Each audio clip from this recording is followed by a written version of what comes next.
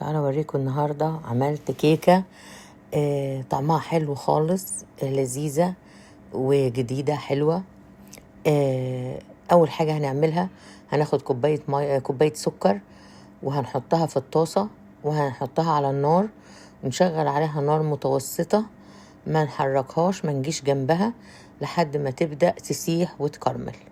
اول ما تتكرمل هروح احطها في صينيه الكيكه، وهاخد اغطي الجناب، يعني اوزع الكراميل على كل الجناب بتاعه القالب بتاع الكيكه. هظبطها كويس عشان تبقى متغلفه من كل النواحي. وبعدين هنبدا نجهز باقي الخطوات وباقي الخليط. دي حلوه جدا على فكره، اعمليها بنفس الخطوات على ضمانتي، حلوه جدا جدا جدا. بعد ما هتسويها خلي بالك انك لازم تدخلها التلاجة على الاقل من 3 ل5 ساعات علشان تكون كل حاجة مسكت في بعضها. وبعدين تسيحي القالب دوت في شوية مية سخنة وتقلبيه. بس دي اول خطوة عملناها، ان احنا عملنا الكراميل ووزعناه في كل القالب بتاعنا.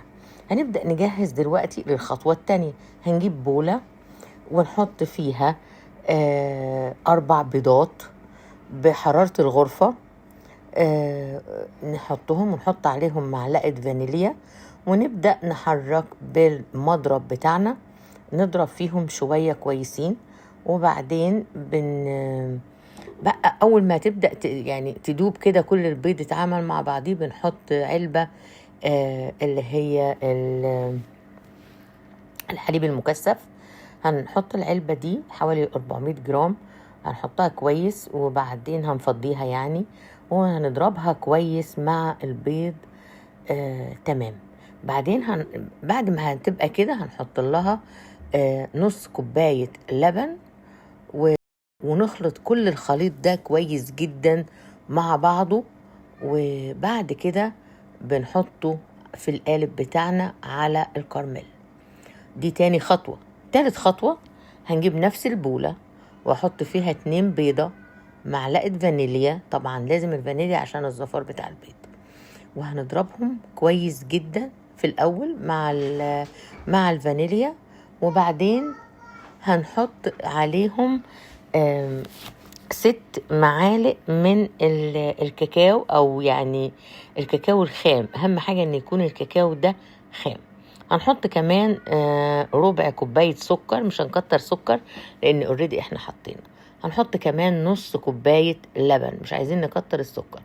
وبعدين حطينا الزيت، ضربنا كويس جدا الخليط، وهنحط معاهم كوباية دقيق واحدة، يعني 6 معالق كاكاو. بعدين هنجيب كوباية الدقيق، هننخلها مع معلقة بيكنج باودر كبيرة، وهنخلط كل الخليط ده كويس جدا مع بعض لغاية ما يكون يديني القوام اللي هو قوام الكيكة، قوام الكيكة العادية اللي انت بتعمليها في البيت. شايفة انا جبت المنخل بتاعي وحطيت كوباية الدقيق وحطيت عليها معلقة البيكنج باودر وذرة ملح، نخلتهم ربما ان يكون في اي تكتلات تطلع في المنخل، وقلبتها كويس. شايفة انا ما بتحطيش ايدك خالص، بتعملي كل الخطوات بالمضرب بتاعك، ما بتحطيش ايدك فيها نهائيا. هتضربيها طبعا كويس جدا عشان تدخلي فيها هواء، حركات دائرية، وتربيها كده وتظبطي فيها. تمام. بعد كده بتضيفي كل الحاجات دي على الخليط رقم 2 اللي انت حطاه في القالب بتاعك. شايفة انا هوريكي دلوقتي القوام بتاعها هيكون ازاي. لو لقيت القوام بتاعها ناشف شوية، ممكن تحطي معلقة لبن، معلقتين لبن، ما يجراش حاجة.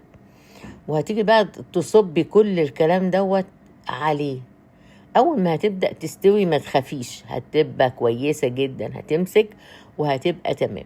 هندخلها الفرن سخن على درجة حرارة 350. طبعا انا مش عارفة 350 يعني درجة حرارة متوسطة، طبعا في فرن مثلا متوسطة بتاعته 180، بس هي درجة حرارة متوسطة. بتسيبيها في الفرن، بتاخد حوالي 40 دقيقة، يعني هم 40 دقيقة بالظبط كانت استوت. حطيت فيها الخشبة طلعت تمام مظبوطة. طلعتها قبل ما تحطيها الفرن، تحطيها في صينية فيها شوية مية سخنة. بعد كده طلعتها، خليتها حوالي 4-5 ساعات في التلاجة.